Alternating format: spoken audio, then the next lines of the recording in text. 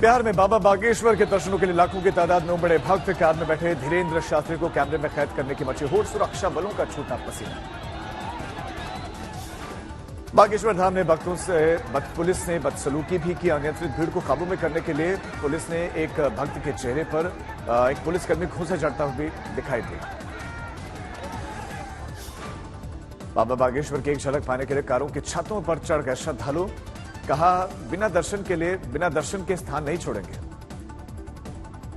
बाबे की गाड़ी है, बाबे को देखने के लिए चढ़े हुए हैं। एक झलक मिल जाए। आए हैं मसौरी से। पटना में 17 मई तक बाबा बागेश्वर का कार्यक्रम। कल आचार्य धीरेन्द्र शास्त्री का दिव्य दरबार लगा था। प्रयागराज पुलिस कमिश्नर ने उमेश पर हत्याकांड में शाइस्ता परवीन, गुड्डू मुस्लिम और साबिर के खिलाफ जारी किया लुकआउट नोटिस। 1 साल के लिए जारी हुआ लुकआउट नोटिस। देश छोड़कर ना भागे आरोपी, इसीलिए जारी हुआ लुकआउट नोटिस। बमबाज गुड्डू मुस्लिम के 11 अप्रैल के बाद से नहीं मिली कोई लोकेशन, अब तक चल रहा है फरार। 2 मई के बाद से साबिर का आता पता नहीं, अभी तक पुलिस को नहीं मिली कोई लोकेशन। उमेश पर हत्याकांड में फरार चल रहे शाइस्ता परवीन और शूटर गुड्डू मुस्लिम पर इनामी राशि बरकरार। शाइस्ता परवीन पर 50,000 रुपए और शूटर गुड्डू मुस्लिम पर 5 लाख का इनाम।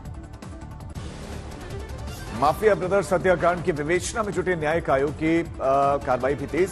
न्यायिक आयोग ने 21 पुलिसकर्मियों को जारी किया नोटिस।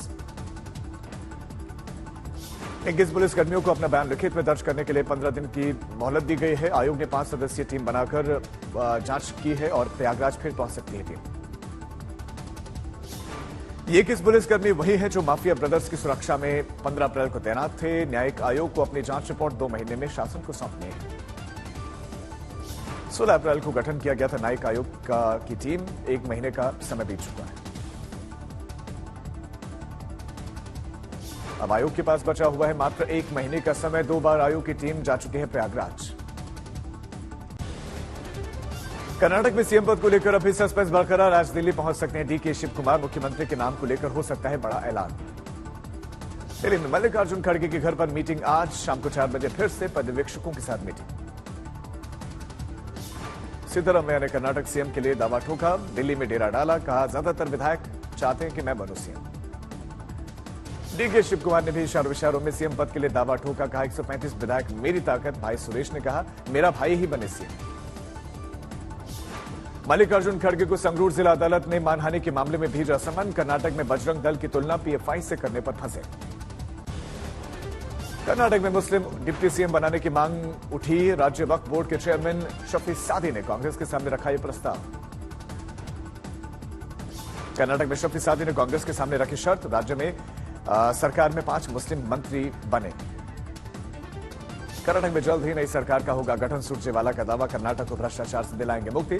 5 गारंटी भी जल्द करेंगे पूरी। कांग्रेस नेता अधीर रंजन चौधरी का बड़ा बयान, कर्नाटक को नहीं बनने देंगे राजस्थान। कांग्रेस के समर्थन पर ममता बनर्जी की नसीहत बोली, जहां जहां कांग्रेस मजबूत वहां पर टीएमसी का समर्थन।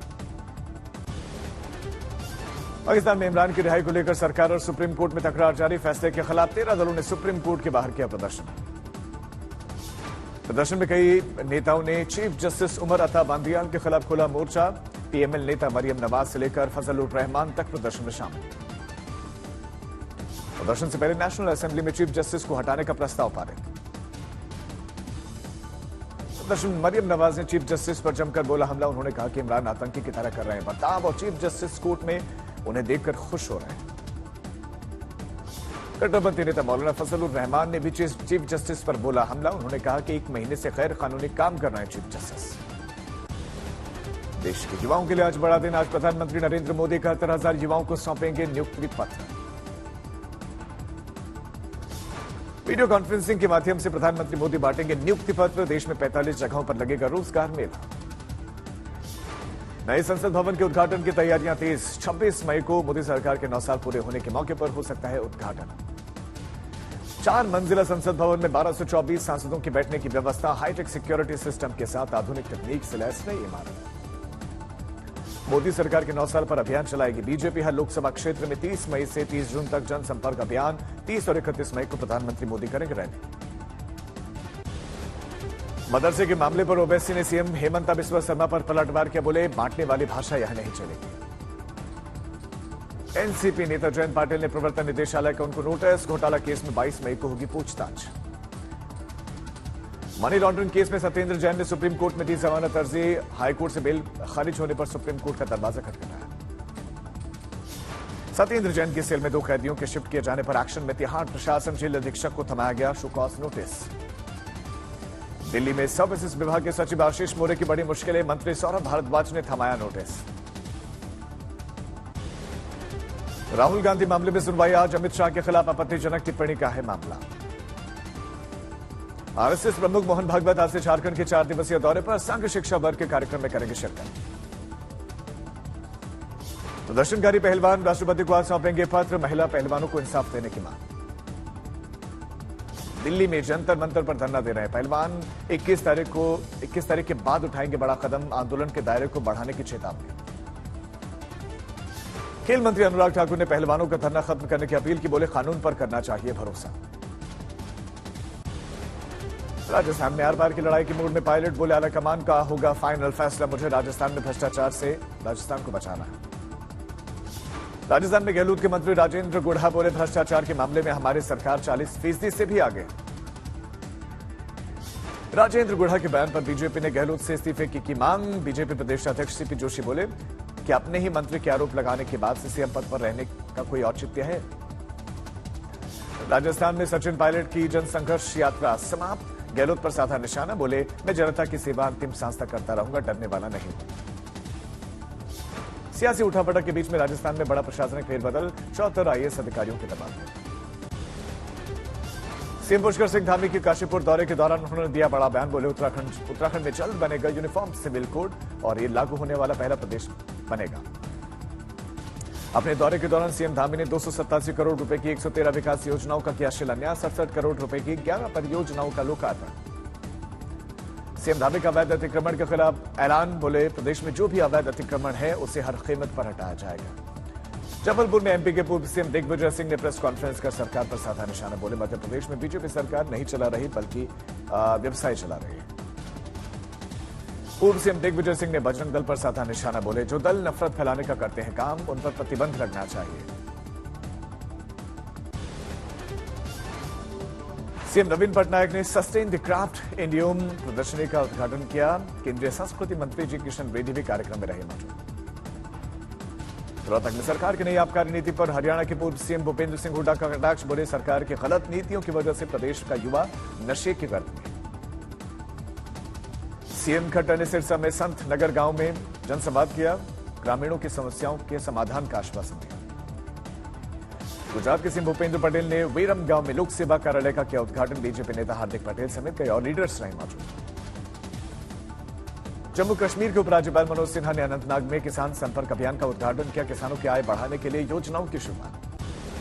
मुंबई में गौरी खान की किताब my life is design launch, Gauri Khan के पति और बॉलीवुड के किंग खान शाहरुख खान रहे मौजूद। हरदोई में अवैध अतिक्रमण करने वालों पर उच्च न्यायालय का आदेश पर बुलडोजर, 39 मकानों और झोपड़ियों पर बुलडोजर चला, ध्वस्त किए गए।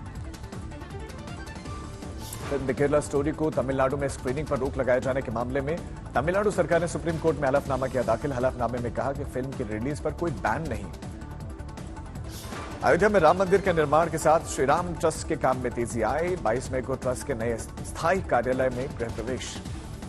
21 मई को राम मंदिर ट्रस्ट की बड़ी बैठक, गर्भगृह में स्थापित होने वाली रामलला की प्रतिमा के बारे में चर्चा होगी। महाराष्ट्र के चंद्रपुर में बीजेपी नेता सुधीर मुनगंटीवार की अगुवाई में युवतियों के लिए द केरला स्टोरी का विशेष शो, 500 से ज्यादा युवतियों ने फिल्म देखी। जमशेदपुर में जबरदस्त तूफान की वजह से पेड़ गिरे, एक शख्स की दबकर मौत। राजस्थान के धौलपुर में अचानक बदला मौसम का मिजाज, तेज हवा के साथ झमाझम बारिश। एमपी के सीहोर में 45 डिग्री के पार तापमान, भीषण गर्मी से लोग परेशान।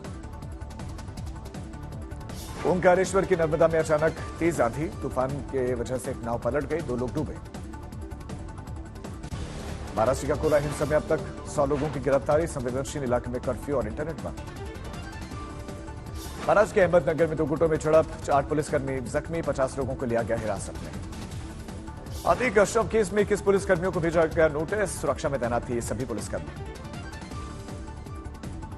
पाकिस्तानी खुफिया एजेंसी आईएसआई से रिश्ते रखने के मामले में ओडिशा के 3 गिरफ्तार, 2 अलग अलग जिलों में एसटीएफ ने पकड़ा। जम्मू कश्मीर में एलओसी से पाक घुसपैठिया पकड़ा गया, पीओके के कोटली जिले का रहने वाला है आरोपी। गुरदासपुर के गरीब किसान की 2 बेटियों ने देश का नाम किया रोशन, अंतर्राष्ट्रीय स्तर पर जीते पदक। लखीमपुर खीरी में शौर्य चक्र से सम्मानित मेजर अभिषेक सिंह का घर पर हुआ जोरदार स्वागत। मेजर अभिषेक सिंह ने जम्मू कश्मीर के बड़गाम में 3 आतंकवादियों को किया था ढेर। दरभंगा में प्रसिद्ध श्यामा माई मंदिर में आज से शुरू हुई श्यामा थाली, गरीब असहाय लोगों को मिलेगा मुफ्त में प्रसाद रूपी भोजन। बढ़ती गर्मी को देखते हुए वाराणसी में स्कूलों को किया गया बंद। आज से कक्षा 1 से लेकर 8वीं तक के स्कूलों में ग्रीष्मकालीन अवकाश शुरू। पाली में खेल महाकुंभ का आयोजन, हर वर्ग के लोगों ने शिरकत की, जुटे हजारों लोग। हावड़ा में तेज आंधी के कारण बिजली का तार टूटकर किशोरी पर गिरा, मौके पर ही मौत। ग्रेटर नोएडा में भूसी के अंदर मिला युवक का जला हुआ शव, पुलिस कर रही है जांच। लखीमपुर खीरी में जमीन पर कब्जेदारी को लेकर 2 गुटों में जमकर हुई मारपीट, वीडियो वायरल। झांसी में ससुराल गए युवक की संदिग्ध परिस्थितियों में मौत, परिवार वालों का ससुराल पक्ष पर आरोप। हावड़ा में तेज हवाएं चलने से एक घर टूट गया, बुजुर्ग की दबने से मौत। यूपी के बांदा में भीषण सड़क हादसा, 6 लोग से ज्यादा लोग जख्मी हुए। हावड़ा में छात्रा का मोबाइल लूटकर भाग रहे युवक को भीड़ ने पकड़ लिया, पुलिस को सौंपा गया। वाराणसी में टीम आवास में गृह प्रवेश के वक्त में एलपीजी सिलेंडर में लगी आग, 7 लोग झुलसे, 2 गंभीर रूप से घायल। अजमेर में प्रेमी युगल ने ट्रेन के आगे कूदकर आत्महत्या की कोशिश की, प्रेमी की मौत, लेकिन प्रेमिका अस्पताल में भर्ती। सहरसा में बाइक से भर अपराधियों ने लूट का विरोध करने पर युवक को मारी गोली, नाजुक स्थिति में अस्पताल में भर्ती। दल सिंह सराय में बेकाबू ट्रक ने बुलेट सवार को कुचला, घटनास्थल पर ही मौत, 2 लोग जख्मी हुए। तमिलनाडु के विल्लुपुरम में जहरीली शराब पीने से 12 लोगों की मौत, छानबीन में जुटी पुलिस। उन्नाव में प्रेमी के बाद प्रेमिका ने होटल में लगाई फांसी, सुसाइड नोट में लिखा, मां पापा मुझे माफ करना, आपकी अच्छी बेटी नहीं बन पाई। इंदौर में महिला की संदिग्ध हालत में मौत, परिवार ने हत्या का आरोप लगाया। छत्तीसगढ़ में दुर्ग में तेज रफ्तार बुलेट की कार से टक्कर, इलाज के दौरान दोनों युवकों की मौत। गुजरात टाइटंस ने सनराइजर्स हैदराबाद को 34 रनों से हराया, इस जीत के साथ ही गुजरात प्लेऑफ में पहुंचने वाली पहली टीम। गुजरात ने पहले बैटिंग करते हुए 20 ओवर में बनाए 188 रन, जवाब में हैदराबाद की टीम ने 154 रन बनाए। गुजरात की ओर से शुभमन गिल ने 101 रनों की विस्फोटक पारी खेली, करियर का आईपीएल का पहला शतक बनाया। हैदराबाद की ओर से क्लासी ने सबसे ज्यादा रन बनाए, 44 गेंदों पर 64 रनों की पारी खेली। शुभमन गिल बने player of the match. Lucknow और मुंबई के बीच में मैच आज।